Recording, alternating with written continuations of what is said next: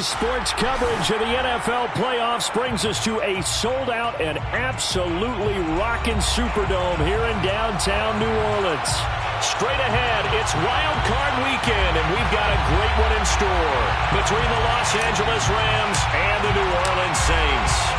It's that most wonderful time of the year, the NFL playoffs, as we're underway on EA Sports. And he opts to not bring this one out. The first drive will start at the 25.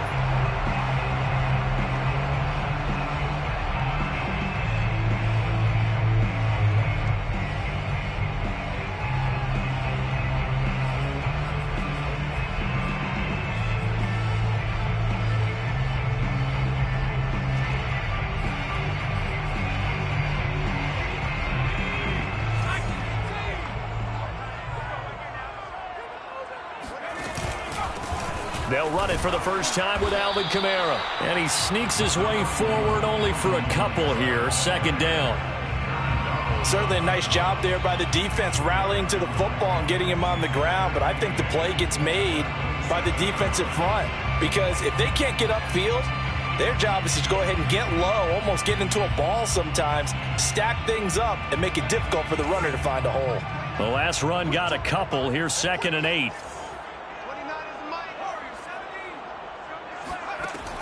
He'll look to throw. Throwing over the middle, but it's incomplete. Well, Charles, you talk about this offense, and you think about the man in charge, their head coach, this marking his first ever playoff game as the head coach, and you wonder what's going through his mind right about now. Brandon, I think we both agree that he's had a great season, and we wouldn't be surprised at all to see him get plenty of Coach of the Year votes. I thought he took the right tone in his weekly press conference, though. Played it cool, took the reserved angle, and when you don't have the track record, I think that's the exact right way to do it. He'll get this complete to Cooper Kupp. And he is going to have a Saints first down as they're able to get the third down conversion. So he turned to a trusted, familiar face in that third down situation. It paid off. Yeah, you go to your veteran receiver in that spot, so you can't underestimate him when he's on the field. Defensively, make sure you know where he is because he understands how to get open in key situations. A gain of 3, second down. Second and 7 at the 42-yard line.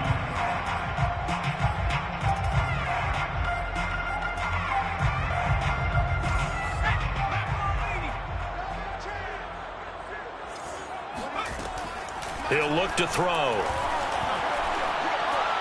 And they're well past midfield, just a yard or two shy of the 40. Well, I think when they look at their offense, they think to themselves, weapons everywhere, and they want to move the ball around. They want to spread it to different people. But you absolutely know they want to get this man involved as well, and that's what they just did on that play. And he'll take this ahead for about 4. Second down coming up. Some of the most unselfish players on any football team, defensive tackles, because we ask them to just eat up blocks and allow other people to make tackles. And when he can make a play himself, as we just saw there, that's a big day.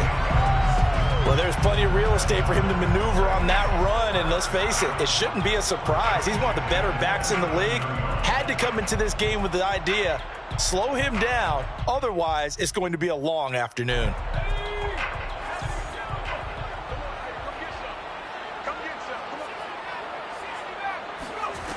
They'll look to throw here on first down. Sideline throw, it's complete.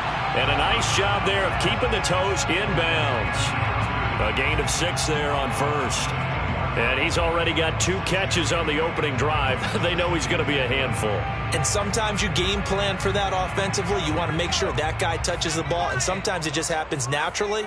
And then you change your game plan. When he has the hot hand, you keep going back to him because he's running routes with confidence as the game goes on.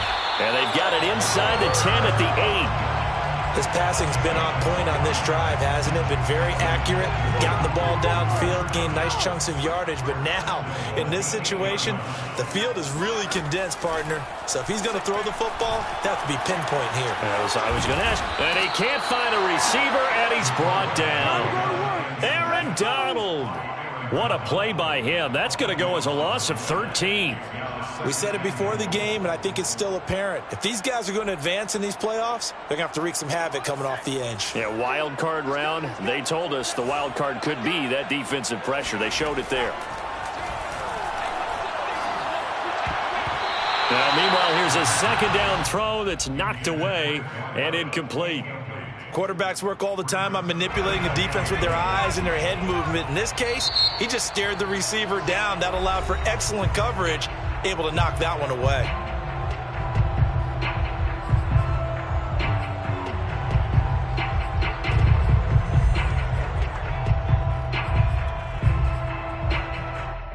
A very lengthy opening drive as this will be play number 12 coming on 3rd and goal. They'll drop to throw. Dancing to his left. And he will slide down with a good gain. That scramble good for 13 yards, but not good enough for a first down. It's 4th. Well, partner, nothing comes open here, so he decides to escape out of there, and he doesn't pick up a first down, but he does gain additional yardage to set up a possible field goal attempt if they decide to go that route. Out now is the field goal unit for New Orleans. From the left hash, a chip shot here. And his kick is good.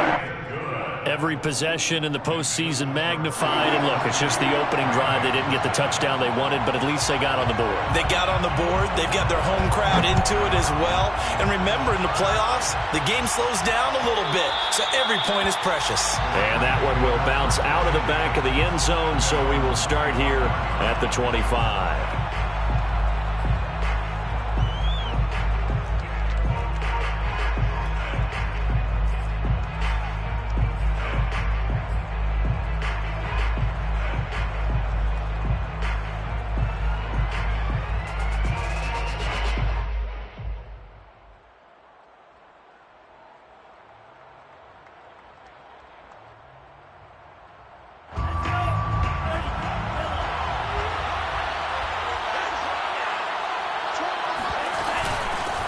Here's the first carry of the game for Cam Akers. And nothing much materializing there on the first down run. He'll get a couple, and that's it.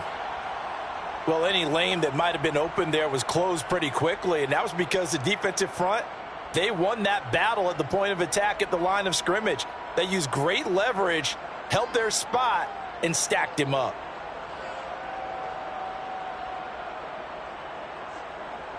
The last run good for 2. Here's 2nd and 8. A give, running right is Akers. And he'll get about 3 here as he's out to the 30. So, Charles, you talk about this head coach and his future with this franchise. Look, it's been a frustrating year, and I think we saw some of that frustration boil over at his weekly press conference earlier in the week. Yeah, he's trying to say all the right things, isn't he? But he's heard the rumors. He knows what's going on out there. And right now, he is tired of having to answer the question, are you on the hot seat in every meeting with reporters? This week, he kind of said, I've had enough. And I don't blame him. He looks like a guy that may very well be out the door. He'll drop to throw. Wide open receiver complete. And he is going to have a Rams first down as they're able to get the 3rd down conversion. Normally on 3rd down and short yardage, you're thinking of throwing to your tight end. It's just going to be a simple chain mover. But this time they let him roam down the field, and a nice dart picks up the first down and then some.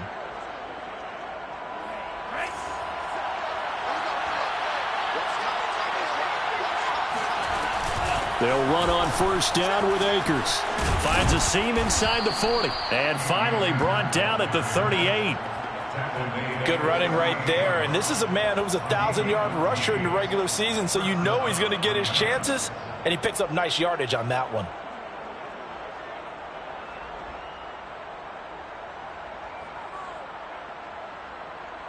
So in Saints territory now. Here's 1st and 10 at the 38.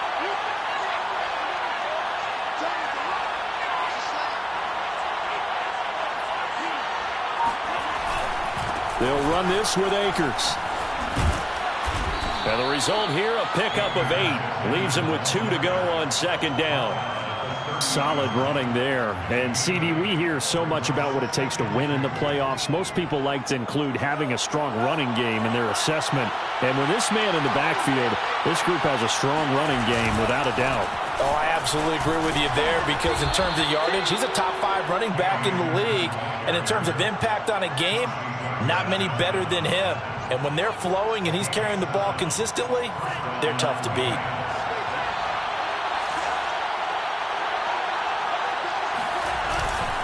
They'll run on first down. Akers. And a short gain here down to the 22. Credit him with a 1-yard gain there to make it 2nd and 9. Brings up 2nd and 9. 3-0 after 1 on EA Sports. Saints 3, Rams nothing.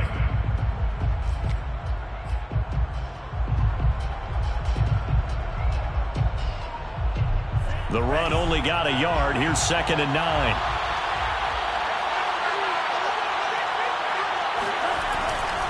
On the handoff, it's Akers. Stays on his feet. And good running, going to get this down close to a first at the Saints' 15-yard line.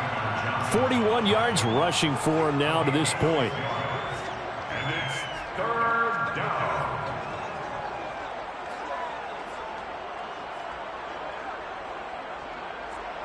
They're trying to keep the drive going. This will be play number 8. It's 3rd and 2.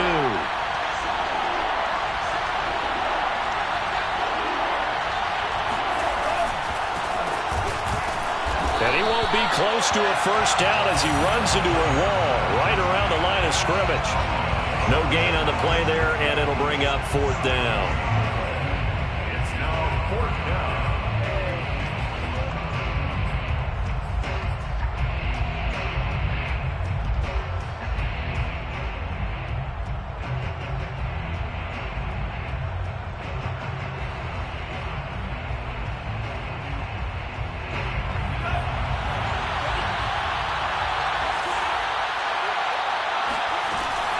They'll run for it with Akers. And he will have the first down inside the 10 to the 9-yard line. Remember, that was 4th and a full 2 yards. There's a big difference between that and 4th and maybe 6 inches or a yard. Yeah, you're exactly right, because when it's that 6 inches, you just fall forward and you pick it up, right? You just go quarterback sneak. But having to move bodies, that means you actually have to execute because they know what you're going to do. How are you going to make the right play call and get everyone into the right spot and win at the line of scrimmage? That's what they did there. It's a loss of 2 there, bringing up 2nd down. In most goal line situations, defensive tackles are just trying to hold the line, hold their ground, and let the other guys roam and make the play. But in this situation, he's able to push his way into the backfield and disrupt that play for a loss. So they get pushed back to the 11, and here's 2nd and goal. Now they'll switch it up here and look to throw. And this throw incomplete. And the defender all over him that time, and it's going to lead to 3rd down. He did a fine job there of not hitting him before the ball arrived, and I've got to tell you, you can often mistime that play because of the angles of approach. When you're going to get him, sometimes you panic as well and think, I've got to be there right now. Instead, in this case, timed it perfectly and knocked it free.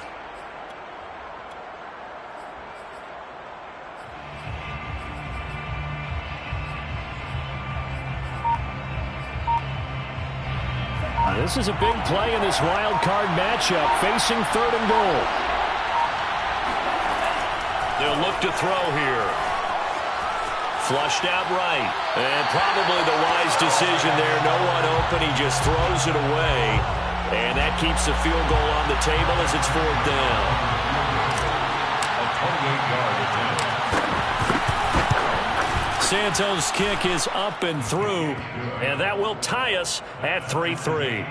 So matching field goals on our opening 2 drives. Yeah, it feels like 2 boxers feeling each other out here in the early going of the game, right? Exchanging some jabs, but none of the heavy stuff just yet.